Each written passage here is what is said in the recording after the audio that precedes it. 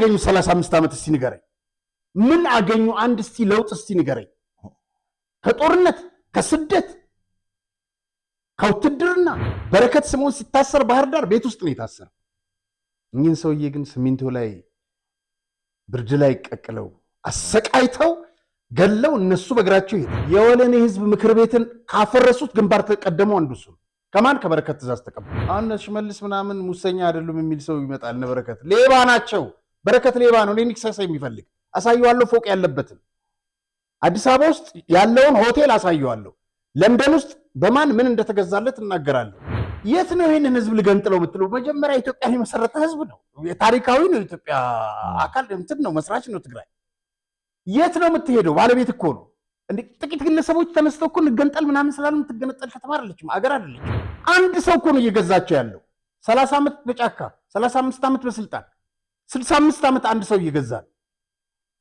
ከዚህ በላይ ምንድነው ምን አይነት አሁን እነሱም የኢሳያስ አይነት ሌጋሲ ሊያስቀጥሉ ነው የሚፈልጉት ትግራይ ላይ አይሆንም ስትገኝ ደግሞ በእነሱ ህግ አመራር ራስህን በኪኒን ወይ በጥይት ነው የምታጠፋው እንደዚህ ጂና ታምረ ሰተ ተመልከተው ተታክሶ መሞት አንድ ነገር ነው ተደብቀህ መገኘት ግን ወደተ በቃ እሱን እኮ ነው የምልህ ታዲያ ምን እንደወጓቸው ምን ታውቃለህ ምን እንዳረጓቸው እንኳን አናውቅ ምን እንዳረጓቸው አናውቅ ከሰሞኑ አንድ ነገር ልንገርህ አንድ የትግርኛ ድምጻዊ ሁለት በአንድ አመት ውስጥ ከጦርነቱ በኋላ ሞተዋል የሆነ ሆስፒታል ውስጥ መርፌ ተወግተው ነው ለካ ትእዛዝ ተሰጠ በትለወርቅ መንጆር ነው የግድያ ሙከራ ተደረገባት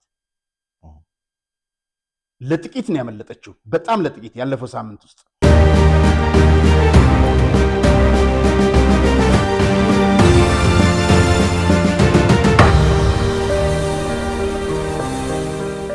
ሰላም ጤና ይስጥልኝ ተመልካቾቻችን እንደምን ሰንብታችኋል የምትመለከቱት በአማራጭነት የመጣው አዲስ ጉዳይ ቻናላችን ነው ዛሬም እንግዲህ እንደተለመደው ፕሮግራሙን ወደ እናንተ ለማድረስ ጋዜጠኛ ሪያት ማርያምና ሮቤል ምትኩ እዚህ ስቱዲዮ ተገኝተናል መልካም ጊዜ እንደወላችሁ ኮዲ ተመኘን አሪያ እንዴት ነህ ሰላም ነኝ ነው እንግዲህ ዛሬም እንደተለመደው በርከት ያሉ አዳዲስ መረጃዎች አሉ ወደዛ ከማለፋችን በፊት ግን ቻናላችንን ሰብስክራይብ ሼር ማድረጉ እንዳትረሱ ቪዲዮውን ሲጀምሩ ደግሞ ላይክ አድርጋችሁ ጀምሩ እንግዲህ በተከታታይ ፕሮግራሞችን ለማድረስና የተጠናከረ ዝግጅቶችን ወደ እናንተ ለማቅረብ ደግሞ የእናንተው ድጋፍ ያስፈልገናልና በኢትዮጵያ ንግድ ባንክ 1375 369 919 አሪያት ማርያም ብላችሁ ድጋፍ ብታደርጉ ሳምንቱ ሙሉ እንዲሁም ደግሞ በሳምንት 4-5 ቀን አዳዲስ መረጃዎችን ጨማምረን በርከት ያሉ ነገሮችን ይዘን ወደ እናንተ መድረሱን አጠናክረን እንቀጥላለን ለማለት ለማስታወስ ያህል ነው ወደ ዋና ርዕሰ ጉዳዮቻችን ከመግባታችን በፊት እንግዲህ በእኔም ባንተም በኩል አጠራጣሪ ያሉ መረጃዎች አሉ በተለይ በትግራይ ክልል የምክክር መድረክ ለማካሄድና ከማህበረሰብ ክፍሎች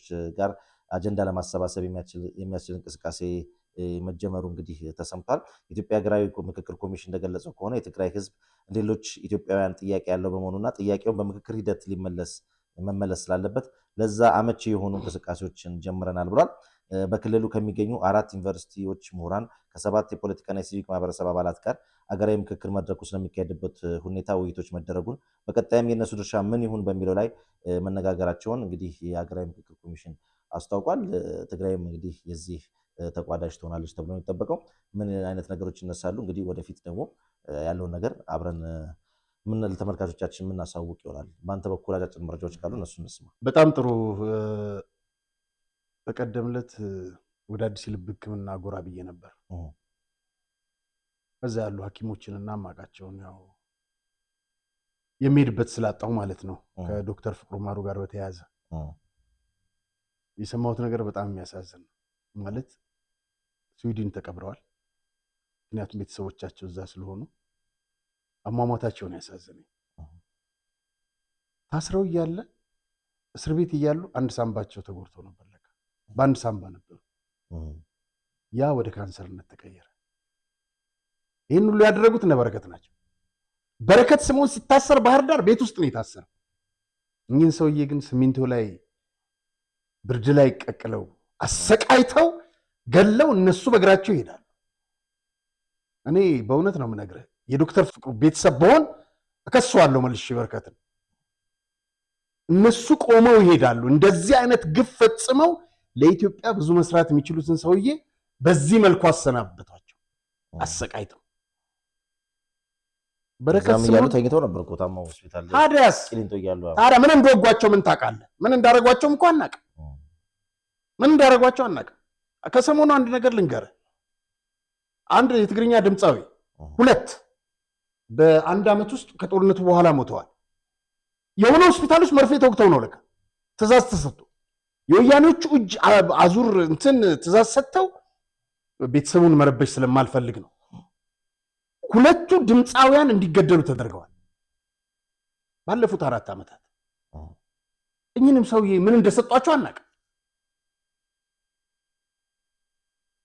እነ በረከት ግን 6 ዓመት 5 ዓመት ነው የታሰረው። ከዛም በላይ የሚገባው ወንጀለኛ ሙሰኛ ነው። ይሄን እለዋለሁ እኔ ነፍሰ ገዳይ ነው። እኚህን ሰውዬ እንደዚህ አሰቃይቶ ለኢትዮጵያ ብዙ መስራት የሚችሉ ጠበቃዎቹ ጋር ራሱ ሲሄድ ይውላሪያ እንደሮጡ ሞቱ። ያሳዝን ነው። ይሄ አንደኛው የበረከት ተላላኪ የነበረ ነው።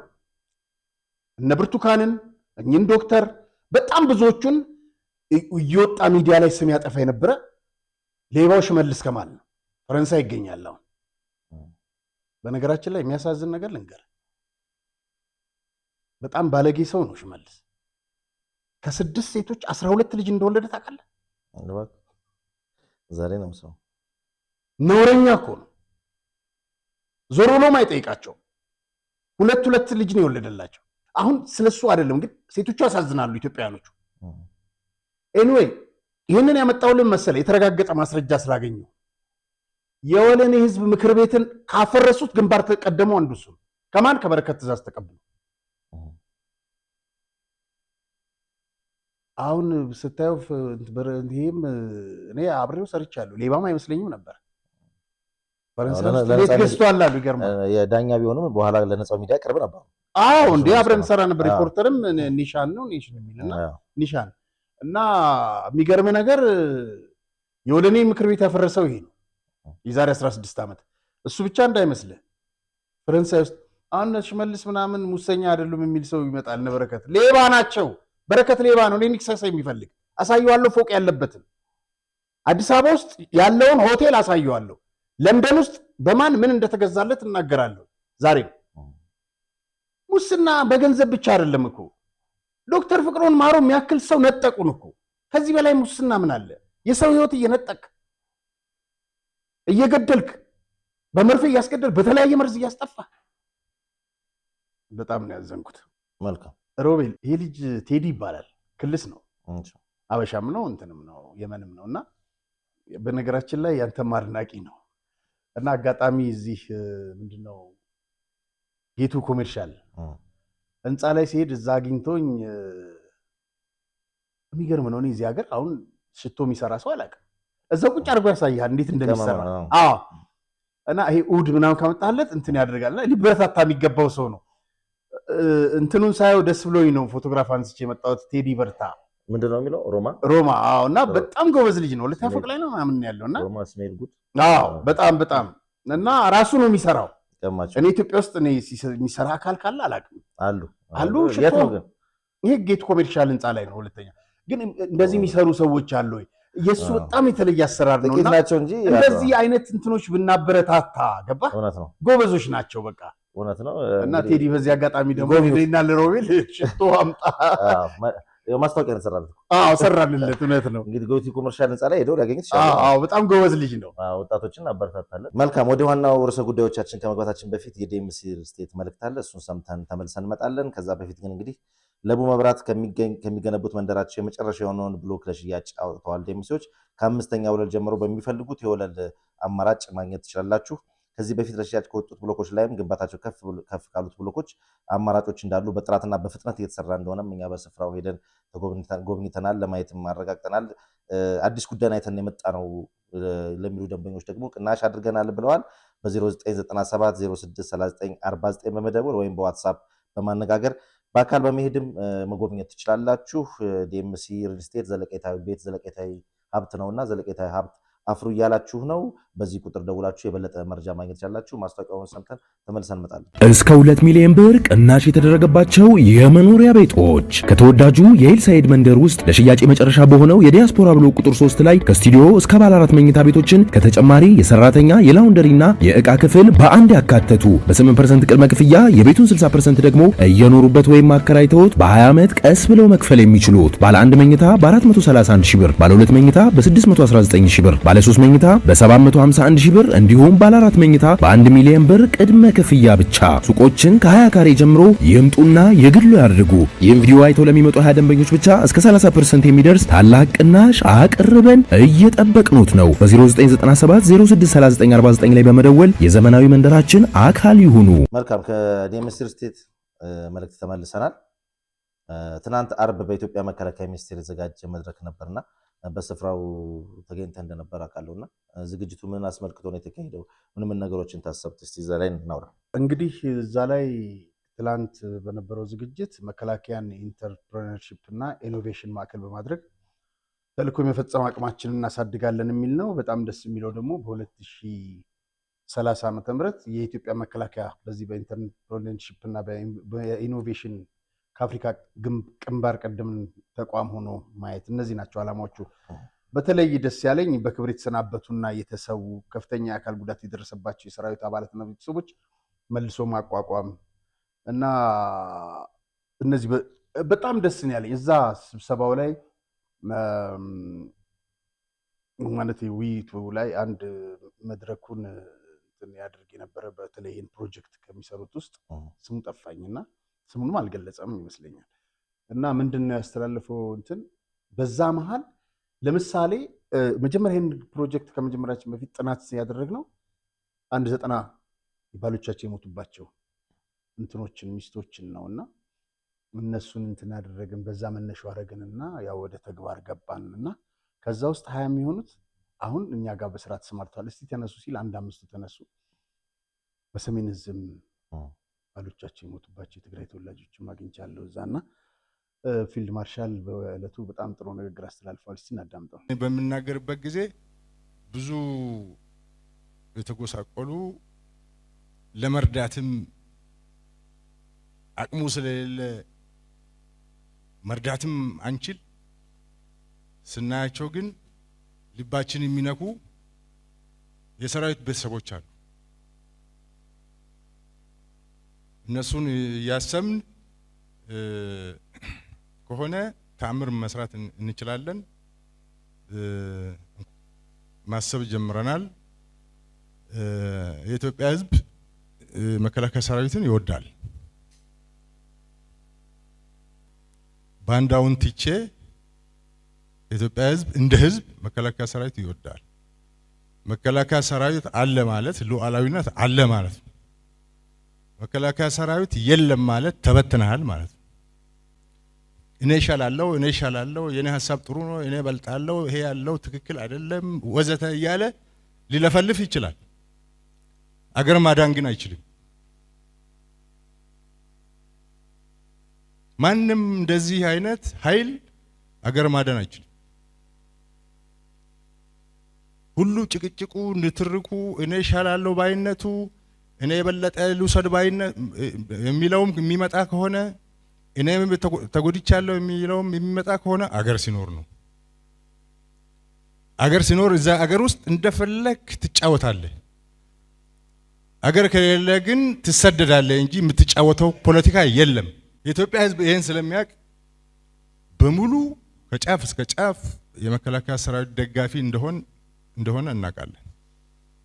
የኢትዮጵያ መከላከያ ሰራዊትም ከሁሉ በላይ ከራስ በላይ አይደለም፣ ከራስ በላይ ህዝባችን የሚል እሴት ያለው ተቋም።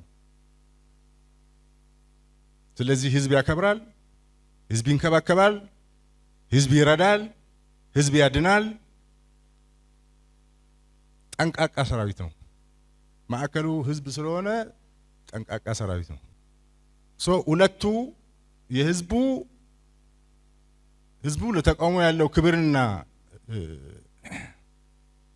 የሚሰጠው ሞራል፣ ሰራዊቱ ደግሞ ከራሴ በላይ ለህዝብ ብሎ የሚሰራው ስራ ሲገናኙ ሲደመሩ የኢትዮጵያን ሉዓላዊነት አንድነት ይጠብቃል። አገር ከሌለ ግን ምንም ነገር የለም። መከላከያ ሰራዊት ለኢትዮጵያ የመጀመሪያ ፕራዮሪቲ ነው።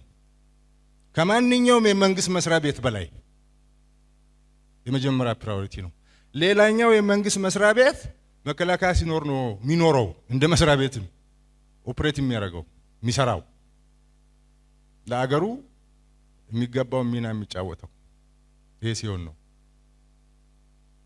መከላከያ የምትደራደረው ነገር አይደለም። ይጥፋ ይፍረስ፣ ገዳይ ነው ዘራፊ ነው የምትለው አይነት ኃይል አይደለም። እውነት ነው። ለምሳሌ እዚህ ጋር እንደማጣቀሻም የገለጿቸው ሊቢያ፣ ሱዳን ብዙ አገራትን ጠቀሱ። ምክንያቱም መከላከያ ሰራዊት ከሌለ ተበትናል። እውነት ነው። ታስታውስ እንደሆነ እኮ ወያኔ እዚህ ምንድነው ደብረ ሲናና ምንዳምን ደረስን በሚልበት ሰዓት እንደው አልሆነም እንጂ ተሳክቶላቸው አዲስ አበባ ከተማንና ምናምን የመቆጣጠር ድል ቢኖራቸው ምን ሊፈጠር እንደሚችል አስበው። አገር አልባ ነበር የምንሆነው፣ ህዝብ አልባ ነበር የምንሆነው፣ ወይ እርስ በርስ እልቂቱ እንደገና ይቀጥል ነበር። ልክ አሁን ሱዳን በቃ ወድማለች ሙሉ በሙሉ ብለው ነው ያስረዱት። እውነትም እንደምናየው እንደዛ ነው። ሱዳኖች ጦርነቱን በመሸሽ ወደ ሊቢያም ሀገሩ ነው። እዛ ምን እንደሚደርስባቸው አስብ። ስለዚህ ወደኛም ሀገር እየመጡ ነውና የፊልድ ማርሻል ንግግር ይህንን ያመላከተ ነበር። ጥሩ ነበረ። ባለፈው በደርግ ዘመን እንኳ ታስቦ የተሰራው የጀግኖች አምባ ህወሓት አፍርሶት እዛ የነበሩ መዋለ ህፃናት የሚባል ነበረ። መዋለ ህፃናቶቹ እዛ የሚማሩት የቀድሞ ሰራዊት ልጆች ናቸው። የቀድሞ ሰራዊት ልጆች አባቶቻቸው የተሰዉባቸው ናቸው። ሌላው ደግሞ ጀግኖች አባ የሚባለው እዛው ያለው ደግሞ ዲሴብል የሆኑ ጀግኖች የሚያርፉበት የነበረ ቦታ ነው። ልክ እንደ ጠላት ተቆጥሮ ብትንትኑ ነው ያወጡት። አያሳዝንም? እውነት ነው። የአምባ ልጆች በተለይ የአምባ ልጆች ለማለት ፈልገው ነው። ህፃናት አምባ ነው። ህፃናት አምባ ነው የሚባለው። በተለይ የአምባ ልጆች እንደዚህ ልክ ናቸው። ህፃናት አምባ ነበር የሚባለው። የአምባ ልጆች ይባሉ ነበር። በጣም ነው የሚያሳዝኑት። ከየቦታው እኛ አካባቢ ራሱ ጠላት ሰራዊት ልጆች ገባ። ኢትዮጵያ ወታደሮች ናቸው። ገባ። ወታደር መቼም ቢሆን እሱ በጣም የሚያስቆጭ ነገር ነው። በጣም እና ጥሩ ነበረ። እስካሁን እኮ ያን ነገር ማይነካካው ኢህአዴግና እስካሁን ቢሄድ ኖሮ እኮ የራሱን ልጆች እኮ እዛው ነበር እኮ ጥቅሙ ለራሱ ነበር። አሁን ላይ ነው ግን የእነሱ ልጆች የሉማ እዚህ ጦር ዋናዎቹ አይደለም። የነዚህ የነበሩት ደግሞ የታጋዮቹ አላ የተፈናቀሉ ምናምን የተሰዉ ምናምን እነሱንማ መጀመሪያ አስወገዷቸው እኮ 93 ገና እንደገቡ 83 ተጠቃሚ የሆኑት እነሱ ነበሩ። መልካም። ባለፈው ፕሮግራማችን በመቀሌ በፍርድ ቤት ዳኞች ላይ የተፈጸመውን ድብደባ ህገወጥ በጣም አሳፋሪ የሆነውን ድብደባ በተመለከተ የሰራ ነው ዘገባ ነበረ። አሁን ደግሞ እንግዲህ በመቀሌ የሚገኙ ዳኞች አወጡት ተባለ የአቋም መግለጫ አለና ምንድን ነው? በጣም ጥሩ ነው። በእውነት የሚደገፉ ናቸው። ዳኞቹ ለመብትና ለነፃነታቸው በመቆም ይሄ ድርጊት እንደተፈጸመ በመቀሌ ከተማ አጋጥሞ ያለው የደህንነት ስጋት መሰረት በማድረግ ከሚመለከተው አካል ጋር ተነጋግረን መፍትሄ እስከምናገኝበት ድረስ የመቀሌ ከተማን ፍርድ ቤት ጨምሮ በሰባቱም ክፍለ ከተማ ያሉት ፍርድ ቤቶች ለጊዜው ምንም አይነት ዳኝነት አገልግሎት ከመስጠት እንዳቆምን እናሳውቃለን ነው የሚለው። በጣም በታሪክም ታይቶ አይታወቅም። እንደዚህ አይነት ጋጦጥነት እንግዲህ ምን ያህል የህወሓት ሹማምንት ልጆች የት ድረስ እንደሄዱ ማናለብኝነታው ልክ እንደ ምንድነው የአባቶቻቸው ልጆች እንደሚባሉት ያንን እያሳዩ መሆኑ የተረጋገጠበት ነው። በእርግጥ እንግዲህ ያለው ሁኔታ ምናልባት የፍትህ ተቋማት ሲዘጉ ደግሞ ፍትህ የሚፈልጉ አካላት በደል ሊደርስባቸዋል። ምን ይሆናል የሚለው ነገር አለ። ግን እንግዲህ እስቲ ደግሞ በሂደት ምን አይነት ምላሽ ይገኛል የሚለውን እሱ እናያለን። ወደ ተከታይ ርዕሳችን ስናልፍ እንግዲህ በሌላ በኩል መቀሌን ጨምሮ በአንዳንድ የትግራይ አካባቢዎች ከሐሙስ ዕለት ጀምሮ ህዝቡ በከፍተኛ መረበሽ ውስጥ ወድቋል የሚል መረጃዎች እየወጡ ይገኛሉና ምንድን ነው የተፈጠረው? እስቲ በጣም ጥሩ። መቀሌ ውስጥ ከሐሙስ ዕለት ጀምሮ መቀሌ ብቻ አይደለም፣ በአዲግራት፣ በሽሬ፣ በአድዋ ከፍተኛ ህዝቡን ያስደነገጠ ድርጊት መፈጸም ቀጥሏል። ትላንትናም ዛሬም እንደዚሁ ቀጥሏል። በቀጥታ የኤርትራ ነጋዴዎች የኤርትራ ሸማቾች በመቀሌ በሚል ገበያ ገብተው በተለይ ቀዳማዊ ወያኔ ተብሎ በሚጠራው ገበያ ገብተው እየሸመቱ ይገኛሉ። የትግራይ መኪኖች በመጠቀም እንቁላል፣ ጤፍ፣ ጨው፣ ስኳር፣ ዘይት ሳይቀር ሁሉንም አይነት ሸቀጣሸቀጥ ማጓጓዝ ከጀመሩ የቆዩ ቢሆኑም በሚስጥር የነበረውን በይፋ አድርገውታል። እንቁላል ለምሳሌ ከ12 ብር ወደ 26 ብር፣ ዶሮ 1800፣ ጤፍ 18000 ብር 12000 የነበረው ማለት ነው። ስኳር ከ100 ወደ 180፣ በርበሬ ከ300 ወደ 800 ብር፣ ዘይት 1800 በጥፍ። በአጠቃላይ ህዝቡ እያለቀሰ ነው። የኤርትራ ነጋዴዎች የሚጠቀሙበት መግቢያ በር ደግሞ በዛላምባሳ አፋጣይ አካባቢ ሆኖ በሸራሮ ባድመም አድርገው የኢትዮጵያን ድንበር ተጠቅመው ነው እንግዲህ ህገወጥ ኮንትሮባንድ ንግድ እያካሄዱ ያሉት። እንደጠቀስኩልህ ከመቀሌ በተጨማሪ ብዙዎቹ ጋ ነው ይህንን ድርጊት እየፈጸሙ ያሉት። ይህንን ህገወጥ ኮንትሮባንድ ንግድ የፈቀዱላቸው እነ ወርቀይ ማለት ምግበ ወርቀይ ያሉት እነ አደመ ቡድን ናቸው። ዝም ብለዋል። እንግዲህ ያው የትግራይ ጊዜያዊ አስተዳደሩ ይህን ማስቆም አልቻለም። ለምንድን ነው ዝምታው? በጣም ጥሩ ጥያቄ ነው። ማለት የትግራይ ህዝብ ራሱ በበቂ አቅርቦት በአግባቡ አግኝቶ ከተትረፈረፈ ነገር በሌለበት ሁኔታ ላይ ራሱ እንደገና ወደ ኤርትራውያን መጓጓዙ፣ ሁለተኛ ደግሞ እንግዲህ በምስጢር ማጓጓዝ ስለምን አስፈለገ ያው ይታወቃል። ከዛ በኋላ ደግሞ አሁን ወደ ይፋ ከመሆኑ ደግሞ ሌላ ችግር አይሆንም ወይ? ሌላ ችግር አይፈጥርም ወይ? በጣም ጥሩ። በነገራችን ላይ አሁን ወደ ስቱዲዮ እየመጣን ያገኘሁት መረጃ ሽሬ፣ አክሱም፣ ተንቤን የኢትዮጵያ ፌዴራል ፖሊስ እየገባ ነው። እንግዲህ ይሄ አካሄድ መቀሌ ነበረ። አሁን በጠቀስኩ ከተሞች አክሱምንም ጨምሮ ፌዴራል ፖሊስ እየገባ ነው። ስለዚህ ያን ቁጥጥር ያደርጋል። የጊዜያዊ መስተዳድሩ ላልከው ሮቤል፣ ፕሬዚደንት ታደሰን እንግዲህ ወርደንባቸዋል። አሁን ያገኘሁት መረጃ ደግሞ እጅግ የሚያሳዝን ነው። በዚህ ነበር የሰነበቱት እስከ ትናንት ይመስለኛል። ሮብ ዕለት እና ሐሙስ ዕለት በሸራተን የተካሄዱ ስብሰባዎች ነበሩ። ተጠርቼ ነበር፣ አልሄድኩኝም። የማልሄድበት የራሴ ምክንያት ስላለኝ ማለት ነው። ግን በቃ የነበረውን ስብሰባ ሁኔታ ምናምን ለጊዜው እናቆየውና ወደፊት እናወጣዋለን። በጣም የሚያሳዝነ እሱ ሳያቅ ነው። በቀደም የወጡት መግለጫዎች የሉ ጌታቸው ላይ እሱ አያውቅም እኮ ስንጠይቅ የነበረው ይሄ ነው። ልክ ነህ። እና ለአንዳንድ የመንግስት ባለስልጣናት የሚያላቸው ምንድን ነው? አላሰራ ብለውኛል፣ አቅሜ በላይ ሆኗል ነው የሚለው። እሱ ብቻ መፍትሄ አይሆንም። ግን ከመንግስት ጋር ተመካክሮ ልክ አሁን የጸጥታ አካላት እንደሚገቡበት ምን እንደሚሉበት ድጋፍ የሚፈልግ ከሆነ ድጋፍ እንዲያደርጉለት ማድረግ ነው እንጂ አላሰራም ብለውኛል ብቻ ምክንያት ይሆናሉ። ለምሳሌ አቶ ጌታቸው ረዳ አላሰራ ባሉበት ሁኔታ ውስጥ ግን የትግራይን ወጣት የትግራይን ማህበረሰብ ሰብስበው ያነጋግሩ ነበር። እውነት ነው። ያን ነገር ማስቀጠል እንኳን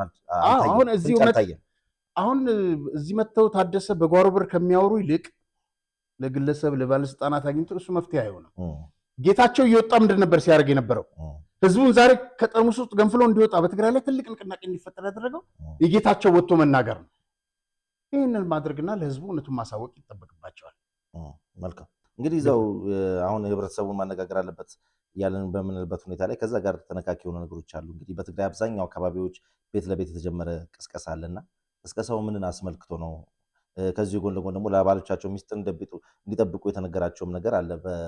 እንደ ትእዛዝ ነገር በጥብቅ የተላለፈና እሱስ ነገር ምንድን ነው? ተመልካቾቻችን በዚህ አጋጣሚ ቢያውቁት። እንግዲህ ምን መሰለ፣ ቤት ለቤት የተጀመረው ቅስቀሳ አሁን ፈርሙና ወረቀት ላይ ፔቲሽን እየሰበሰቡ ነው በተለያዩ አካባቢዎች። ትግራይን እንገነጥላለን ነው እና ለአሜሪካኖቹም ዓለም አቀፉ ማህበረሰቡ ይቀበሉናል፣ በተለይ ደግሞ ለካድሬው እሺ ወረቀት ውስጥ ወዴት ነው የምንገነጠለው ከኢትዮጵያ እንዴት ሆኖ ነው የሚሆነው ሲሏቸው እነዚህ ደግሞ የሚመልሱት ምንድን ነው? አይ ምንም አይቸግረንም፣ ወደብም ኤርትራ ቃል ገብታልናለች፣ በአሰብ እና በምናምን እንጠቀማለን ነው የሚሉት። ሮቤል አንድ ነገር ላሳይ። እኔ መንገድ ላይ እየሄድኩ የቀረጽኳቸው ናቸው። በነገራችን ላይ ከዚህ ከጦርነቱ ውጪ 1 ሚሊየን ትግራዋይ በኢትዮጵያ ውስጥ ተፈናቅሏል፣ ወደ ውጭም ተሰዷል፣ የአውሬ ሲሳይ ሆኗል። ሊቢያ ላይ የአጋቾች እንትን ሆኗል። እነሱ ካገቱት፣ እነሱ ከገደሉት፣ እነሱ ካጠፉት ውጪ አዲስ አበባ ጎዳና እውነት ለመናገር 98% ጎዳና ተዳዳሪና ለማኝ የኔ ቢጤ የምታየው የትግራይ ተወላጅ ነው።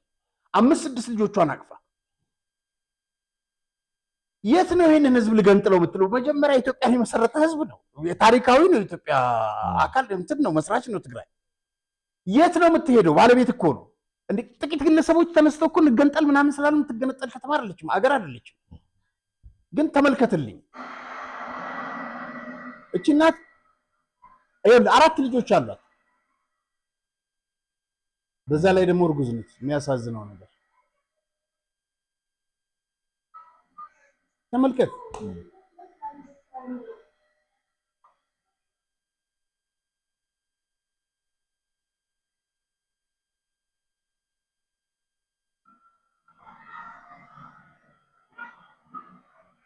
ይኸውልህ ሮቤል ተመልከት። እቺ እናት 2 ልጆቿን ይዛ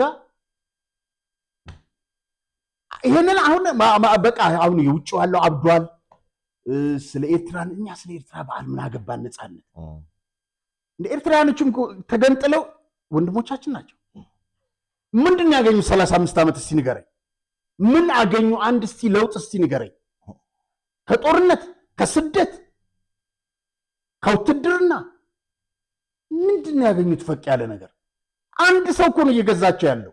30 ዓመት በጫካ 35 ዓመት በስልጣን 65 ዓመት አንድ ሰው እየገዛል። ከዚህ በላይ ምን አይነት አሁን እነሱም የኢሳያስ አይነት ሌጋሲ ሊያስቀጥሉ ነው የሚፈልጉት ትግራይ ላይ። አይሆንም። ዛሬ ያለው የለውጥ እንቅስቃሴ አንቅሮ ይተፋቸዋል። ስለዚህ ይህ ሁሉ ነው በጎዳና ያለው ሮቤል።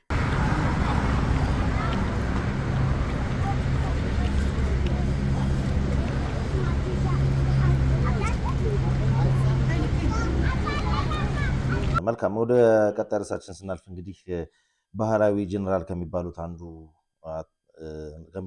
አንዱ ናቸው በማለት ገለጿቸው ወይም አቶ ጌታቸው ረዳ ያጋለጧቸው ምግብ ኃይሌ የጠፉ የሚለው ነገር በብዙዎች ዘንድ መነጋገሪያ ይሆናል እና በሌላም በኩል እንግዲህ ፈትሎ በእግዚአብሔር ወንጀሎም ደግሞ የገጠማቸው ነገር አለ ይባላል። ምንድነው እሱን እስቲ እንስማ። በጣም ጥሩ ሮቤል።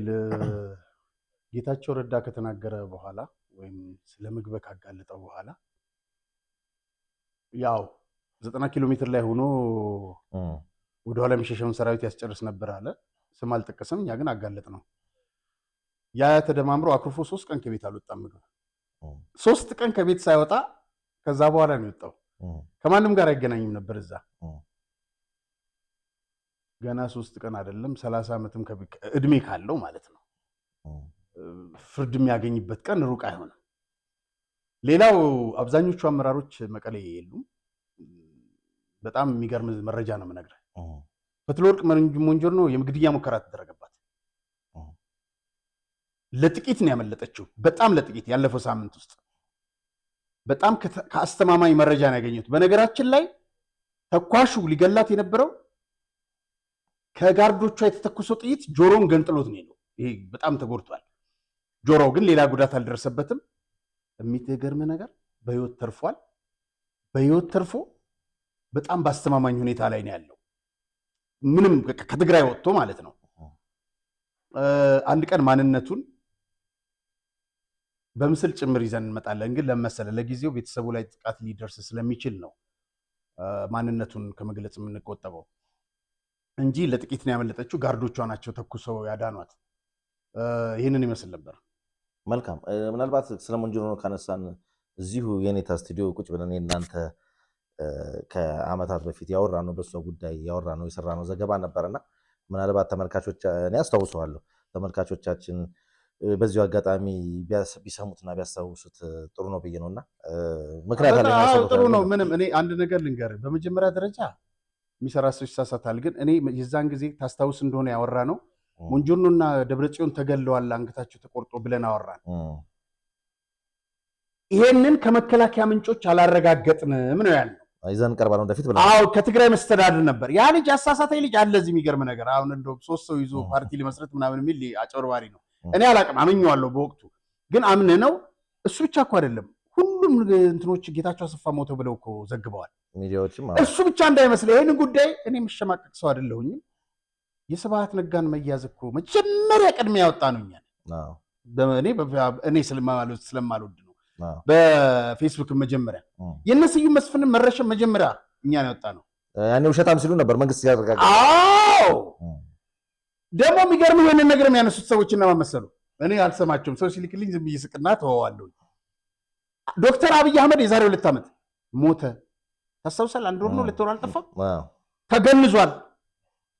የቀብሩ ስነ ስርዓት ሊካሄድ ነው ምናምን ሲሉ የነበሩ ሰዎች ናቸው እነሱ። በህይወት ያለውን ጠቅላይ ሚኒስትር እነዛስ ጫካ ናቸው ያሉት። ገባ ጫካ ለጫካ የሚርመጠመጠውን ሰው ሞተ። እሱን አንስተው እኔ የምሸማቀቅ ሰው መስላችኋለሁ? እኔ እኮ ዛሬ መጣው ሰው አይደለሁኝ እና የድል አጥቢያም አርበኛ አይደለሁኝ፣ የማንም ተላላኪም አይደለሁኝ። ነገር ግን ያንን አንስተው እንትን ያደርጋሉ። በነገራችን ላይ የቅድም የነገርኩህ የሞንጆርኖ የግድያ ሙከራ 100% የተረጋገጠ ትክክለኛ መረጃ ነው። የማይሰራ ሰው ነው የሚሳሳተው። እና እኔ ግን ያልኩት ከመስተዳድሩ ውስጥ ካለ ሰው እንደዚህ አለኝ አካባቢው ላይ ግን ከመከላከያ ምንጮች ማረጋገጥ አልተቻልኩም ነበር። አንዳንድ እንደዚህ ነገሮች እኮ ይኖራሉ እኮ። ምናልባት በዛ ፕሮግራም ላይ አንድ ነገር አሁን ነቅሳ አንድ ነገር አወጣህ እንጂ በአንድ ፕሮግራም ላይ 10-11 መረጃዎች ነው ይዘን የምንቀርበው በቀን። ስለዚህ እዛ ውስጥ መሰል የሚሸማቀቅ ምናምን ከዛ ውስጥ በአመታት ከተሰራ ነገር ውስጥ አንድ ነገር ወጣ። ሁለተኛ ነገር ደግሞ ይሄ ነገር ደግሞ እንዲያን ነገሮች ለመኖር እኛ አይደለንም እንኳን እዚህ ያለነው በመረጃ ምንጮች የምንሰራ አይደለም። ራሳቸው እኮ ቤተሰቦቻቸውም እኮ እንዲያን ነገር አድርገዋል። እና ሌላኛው ስብሐት ነጋ የሚባለው አለም ገብረዋህድ እኮ ተገደለ ሲባል ሚዲያዎች ሁሉ አውርተዋል፣ ዘግቧል። ያኔ ልጁ ራሱ እንግዲህ ሚካኤልም ይታወቃል። ክሊፖችን ዘፈኖችን በትልቅ ሚዲያ ላይ የሚሰራ ልጅ ነው፣ ታዋቂ ልጅ ነው። እንግዲህ እሱ ራሱ እንኳን ቁጭ ብሎ በአባቴ ሀዘን ብሎ ለቅሶ ተቀምጦ በይፋ አባቴን ያጽናናችሁኝም አመሰግናለሁ ብሎ የገዛ አባቱ መሞት እንኳን እንግዲህ የመረጃ ፍልሰቶች እንደሚኖሩ ማረጋገጥ እሱ እንኳን በይፋ እንደዛ ተናግሯል። ጀነራሎች ኮሎኔሎች እኮ ቤተሰቦች እኮ እዚህም ትግራይ ውጭ አውሮፓ ምናምንም እኮ ሞቱ ተብሎ እኮ ሀዘን የተቀመጡ ሰዎች አሉ፣ እንኳን ሌላው ቀርቶ። ስለዚህ እንዲህ አይነት ነገሮች ሊኖሩ ስለሚችሉ ይህንን የሚያንጸባርቁት ያው እዚህ ጋር የሚወጣ አሁንም የሚናደው ቦምብ የሚወጣባቸው ነገር የሚያበሳቸው። አሁን ለምሳሌ ከጦርነቱ በኋላ ቆይ ልንገርህ ጌታቸው፣ እኛ አስቀድመን የወጣናቸው መረጃዎች አሉ። እኛ አላልን ስለ ምግብ የተናገርናቸው ስለ ሁሉም ያመጣን እንትን ያላቸው ሰዎች ሲረሽኑ እንደነበር ይሄ ሁሉ ነገር ጌታቸው መጥቶ አረጋገጠ። ለዛም ከረጅም ወራት በኋላ ታዲያ ለምን አናሪያ ይሄንን ነገር ሰርተውት ነበር? ለምን አይሉ ይሄን ያህል ቦታ መስጠት በዚህ አጋጣሚ አያስፈልግም። ግን ምናልባት በዚህ አጋጣሚ እስቲ ለተመልካቾቻችን አንድ ቪዲዮ ልጋብዛቸው። ጋዜጠኛ አርአያ ተስፋማርያም በተለያዩ የግል ጋዜጦች ከመስራቱ ባሻገር በተለይ እውቅና ያገኘው በኢትዮጵያ ጋዜጣ ከህወሓት መንደር በሚል ርዕስ በአንዲት ሴት ልጁ ስም ከኢየሩሳሌም አርአያ እያለ ለ5 ዓመታት ሲያዘጋጀው የነበረ አምድ ይጠቀሳል። በዚህ በተከታታይ ሲወጣ በነበረ ጽሑፍ ምክንያትም ትልቅ ዋጋ ከፍሏል። በ1996 ዓ.ም በወቅቱ በነበረው አገዛዝ የጸጥታ አካላት በአስከፊ ሁኔታ ተደብድቦና ሞቷል በሚል ድልድይ ውስጥ ተወርሮ ቢተርፍም ለ6 ወራት የአልጋ ቁረኛ ሆኖ በሞትና በህይወት መካከል ጊዜያትን አሳልፏል። አርአያ ለውጡን ተከትሎ ከአሜሪካ በ2012 ዓ.ም መጨረሻ ወደ ሀገሩ ኢትዮጵያ ከመጣ በኋላ ጦርነት እንዳይከፈት ብዙ ከወተወቱት መካከል አንዱና ግንባር ቀደሙ ነው። በመከላከያ ሰራዊታችን ሰሜን ዕዝ ላይ ጥቃት ተፈጽሞ ጦርነት ከተከፈተ በኋላም ከጀግናው መከላከያ ሰራዊት ጎን በመቆም ለሚወዳት ሀገሩ የሙያ አስተዋጽኦን በቪኦቲ ድምፀ ተጋሩ የ24 ሰዓት ፕሮግራም፣ በትግራይ ቲቪ ጊዜያዊ አስተባባሪ፣ በኢትዮጵያ ቴሌቪዥን ለ10 ወራት ስለ ሀገር የተሰኘ ፕሮግራም ዋና አዘጋጅ መሆን እንዲሁም በኢሳት ቴሌቪዥን እውነትና ንጋት የተሰኘ የግሉም ፕሮግራም በመምራትም ሀገሩ በፈለገችው ሰዓት አለሁ ያለ ኢትዮጵያዊ ነው። ጋዜጠኛ አርአያ በሙያዬ ያበረከትኩት ይበቃል ሳይል ለመከላከያ ሰራዊት የጦር ጉዳተኞች በውጭ ሀገር ከሚኖሩ ኢትዮጵያውያን የተለያዩ ቁሳቁሶችን በማስተባበር ቤላ ሆስፒታል ተገኝቶ አስረክቧል። በተለያዩ ጊዜያትም ወዳጆቹን አስተባብሮ ስለከፈላችሁልን ዋጋ ያንሳችኋል በሚል የምሳ ፕሮግራም በዚሁ ሆስፒታል እንዲከናወን እንዲሁም የሰሜን ዕዝ አባላት ሚስቶች በፕሮግራሙ በማቅረብና የተለያዩ ድጋፎች እንዲያገኙ አድርጓል። የህወሓት ምርኮኞች ይገኙባቸው ወደ ነበሩ ካምፖች በመሄድ ገለጻ ከመስጠት በተጨማሪ ቃለ መጠይቆችን ሰርቷል። ከአሜሪካ ኒውዮርክ ግዛት ከሚገኙ ኢትዮጵያውያን በተደረገለት ጥሪ መሰረት ለመከላከያ ሰራዊት የገንዘብ ድጋፍ ሲካሄድ በፕሮግራሙ በመገኘትና የክቡር ፊልድ ማርሻል ብርሃኑ ጁላን የምስጋና መልእክት ደብዳቤ ይዞ በመሄድ በመድረኩ እንዲነበብ አድርጓል። ጋዜጠኛ አርአያ ከላይ በተጠቀሱት ፕሮግራሞች በጦርነቱ ወቅት ከኢትዮጵያ መከላከያ ሰራዊት የጦር ኃይሎች ኤታማዦር ሹም ከፊልድ ማርሻል ብርሃኑ ጁላ አንስቶ በተለያዩ ደረጃ ያሉ ከፍተኛ ወታደራዊ ባለማዕረግተኞችን፣ ምሁራንን፣ የህግ ባለሙያዎችንና ፖለቲከኞችን በመጋበዝ የመረጃ ክፍተት እንዳይኖርና ህብረተሰቡ መረጃ እንዲያገኝ የላቀ ሚናም መልካም። ምናልባት እንግዲህ ብዙዎች የሸገር ታይምስ ነው ይሄንን ያቀናበረው። ታንኪ በዚህ አጋጣሚ እናመስግነው ሰለሞን። እዚህ ጋርም እኮ አባቴ ይታያል ማለት ባይወልደኝም እንትና ቅድም እስክንድር አሰፋ በነገራችን ላይ ለውጥ ይመጣል ትግራይ ላይ እስክንድር ምሁር ነው ያታቃል። አሜሪካ ነው የተማረው፣ ብዙ ነገር ያውቃል፣ ፖለቲካንም በደንብ ያውቃልና የሚነግረኝ ነገሮች እንደ ቀልድ የሚደርሱ ናቸው እና ታለ ለውጥ የሚመጣው ከራሳቸው ነው ይለኝ ነበር። እኔ ቦታም አልሰጠሁትም። የዛሬ 2 ዓመት ነው እንደዚህ የሚለኝ ነው ፈነዳ እና ከውስጣቸው ለውጥ አየን። ገራሚ ነው እስክንድር። ምናልባት ለተመልካቾቻችን እንግዲህ አርአያ ተስፋ ማርያም ሲባል ብዙዎች ከዚህ ከትግራይ የፖለቲካ ጋር በተያያዘ ወይም ደግሞ እንግዲህ ከለውጡ ማግስት ጀምሮና በተለይም ደግሞ ከሰሜን ዕዝ ጥቃት በኋላ ላይ የመከታተል እድሉ የሰፋ ስለመጣ አማራጮች ከዘመኑ ጋር በመራመድ ያንን የሚያውቁ ሰዎች የድል አጠቢያ አርበኛ እንዳትመስላችሁና ያንን ለማድረግ ነውና በረጅም ዓመት በጣም በነፃው ፕሬስ ውስጥ ብዙ መስዋዕትነት ከከፈሉ ሰዎች አንዱ ነህና ያንን ደግሞ እኔ በቅርበት ስለማቅ እሱን ለመናገር ብዬ ነው። አንተም እኮ ሰርተሃል። ከእናንተ በኋላ ነው የገባሁት። እንግዲህ በነፃ ፕሬስ ውስጥ ያደግኩት እዛው ነው ማለት ይቻላል። እንግዲህ ከ25 ዓመት በላይ ሆነኝ። ሐሙስ ቀን የምትወጣው ጋዜጣ ምን ነበረች? ነፃነት። እንግዲህ ምርጫ 97 ላይ በጣም የገነነች ነበረች። አስኳል፣ ሚኒሊክ፣ ሳተናው፣ ከዛ በፊት ጎህ ጋዜጣና መጽሔት፣ በኋላ ደግሞ በመዝናኛው በጣም ሰዎች የሚያውቋት ጽጌረዳ መጽሔት ማለት። ከዛ በኋላ እንቁና ሐምራዊ መጽሔት በጣም ብዙ ሰርተናል።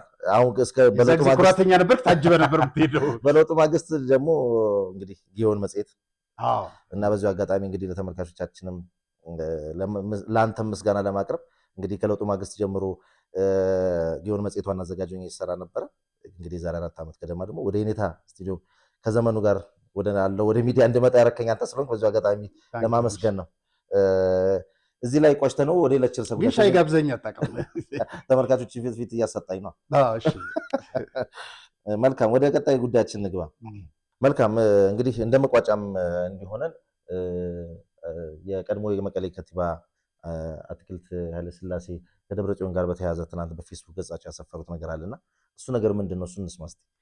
በጣም ጥሩ። ይኸውልህ ምንድነው የሚለው መሰለህ፣ ትላንትና የደብረጽዮን ጋርድ የነበረ ላፕቶፑን ዶክመንቱን ቤት ውስጥ የነበረ ይዞ ነፃ መሬት ተቀላቀለ። አንዱ ከስር ምን እንዳለ ታውቃለህ? ኮሜንት ላይ በትግርኛ ጓንቱንስ እና እቺ በየመድረኩ ምናያት ይዟት እዚህ ጋር ላፕቶፓ ትታያለች። እሷና በርካታ ዶክመንቶችን ይዞ ጠባቂው እንትን ገብቷል፣ ነፃ መሬት ገብቷል። እና በጣም በመደናገጥ ላይ ናቸው ያሉት። እንግዲህ ተደናግጠህ ምናምን የምታመጣው ነገር የለም እና መቀሌም ውስጥ የሉም፣ የት እንዳሉም አይታወቅም። 2 ነገር ልጨምርልህ ሮቤል፣ በጣም የሚያሳዝን ማለት ነው። እቺ ብራኬሾ የምትባላለች አይደል? መድን የምትባል ይሄ ዮሴፍ ገብረሕይወት ይባላል። ከፍተኛ ቅስቀሳ ሲያደርግ የነበረ ነው ማለት ኤርትራዊ ነው። ይሄው እንግዲህ እንደዚህ የሻዕቢያ አክቲቪስቶችን መጋበዝ ጀመሩ። አይ እነሱ የሚጠበቅ ነው። የሚያሳዝን ነው። ውርደት ነው። ግን ይሄ ውርደት ነው፣ በጣም ውርደት ነው። ለትግራይ ሕዝብ ትልቅ እኔ የምልህ ተክለ ብርሃን እናስፈቅደው ነው ያልከኝ ሮቤል። ሌላው እዚሁ ጋር የምጨምርልህ ይሄን አየኸው ምርኮኛ አብርሃም ተከስተ የሚባል ዶክተር ነኝ ባል እና ይሄ ምርኮኛ ትላንትና የአንድ 30 ደቂቃ ነው ምናምን እንደዚህ ሆኖ ቃለ ምልልስ ሲሰጣየት ትግራይ እንገነጠናለን ወይ ከፈለግን ወደ እንትን እንሄዳለን ወደ ምንድነው ወደ ኤርትራ ከፈለግን ምናምን ይላል። ዶክተር አብርሃም ተከስተ ይሄ የምርኮኛውን አንተን ያሳስከው ይባላል። እውነት ነው? እውነት ነው። ምንም አልደብቅም። እሱን ጨምሮ 4 ሰዎች አስይዣለሁ። እንትን ሀገረ ሰላም አካባቢ ተደብቀው ነበረ። ሹፌሮቻቸው ጥለው ካደረሷቸው በኋላ ጥለው ተራራ ላይ ወጥቶ ስልክ ደወሉ። የደወሉላቸው ሰዎች ደግሞ ወደኔ ደወሉልኝ። ያንን ስልክ አገኘን። ከዚህ በላይ በቃም እንዴ እና እኮራለሁኝ እኔ። ለምን መሰለህ? ምንም የምደብቀው ነገር የለም። 4ቱም ሰዎች ያስያዝኳቸው እኔ ነኝ። ይሄም በወቅቱ አቤት ወክቻው ጠይቆኝ ተናግሬዋለሁ። ስለዚህ ይኸውልህ በመጀመሪያ ደረጃ እንደዚህ አሁን ለመንጠባረር እኮ በመጀመሪያ ወንድ መሆን አለብህ። ወንድ መሆን አለብህ ማለት ጦርነት ታዝሃል፣ ጦርነት ከፍተሃል። ስትገኝ ደግሞ በእነሱ ህግ አመራር ራስህን በኪኒን ወይም በጥይት ነው የምታጠፋው። እንደዚህ እጅን አጣምረህ ሰጥተህ ተመልከተው። ተታኩሶ መሞት አንድ ነገር ነው። ተደብቀህ መገኘት ግን ውርደት። በቃ እሱን እኮ ነው የምልህ። እንዲህ ሱሪያቸው ላይ እየሸኑ እኮ የተገኙ ሰዎች ናቸው እነዚህ። ከከፈትክ ጦርነት መክፈት ነው። እንደዚህ ሆኖ አሁን ደግሞ ተሽከርካሪ ወንበር ላይ ተቀምጦ እንደው ጀግና ለመጫወት ይፈልጋል እና ማፈሪያዎች ናቸው እነዚህ። መልካም ስለነበረን ቆይታ እጅግ አድርጌ አመሰግናለሁ። እኛ እንግዲህ በዴምስ ሪል ስቴት መልእክት እንሰናበታለን። ዳግም በሌላ ዝግጅት እንገናኛለን ካንተ ጋር። የተከበራችሁ ተመልካቾቻችን የዕለቱ መሰናዷችን ይመስል ነበረ። ፕሮግራሙን አዘጋጅተን ወደ እናንተ አደረስላችሁ ጋዜጠኛ አርያት ተስፋ ማርያምና ሮቤል ምትኩ ነን። ዳግም በሌላ ዝግጅት እስክንገናኝ ድረስ እስከዛው ሰላም ቆዩ። እስከ 2 ሚሊዮን ብር ቅናሽ የተደረገባቸው የመኖሪያ ቤቶች ከተወዳጁ የሂልሳይድ መንደር ውስጥ ለሽያጭ መጨረሻ በሆነው የዲያስፖራ ብሎክ ቁጥር 3 ላይ ከስቱዲዮ እስከ ባለ 4 መኝታ ቤቶችን ከተጨማሪ የሰራተኛ የላውንደሪና የዕቃ ክፍል በአንድ ያካተቱ በ8% ቅድመ ክፍያ የቤቱን 60% ደግሞ እየኖሩበት ወይም ማከራይተውት በ20 ዓመት ቀስ ብለው መክፈል የሚችሉት ባለ 1 መኝታ በ431 ሺህ ብር፣ ባለ 2 መኝታ በ619 ሺህ ብር፣ ባለ 3 መኝታ በ751 ሺህ ብር እንዲሁም ባለ 4 መኝታ በ1 ሚሊዮን ብር ቅድመ ክፍያ ብቻ። ሱቆችን ከ20 ካሬ ጀምሮ ይምጡና የግሉ ያድርጉ። ይህን ቪዲዮ አይተው ለሚመጡ 20 ደንበኞች ብቻ እስከ 30% የሚደርስ ታላቅ ቅናሽ አቅርበን እየጠበቅኑት ነው። በ0997 063949 ላይ በመደወል የዘመናዊ መንደራችን አካል ይሁኑ።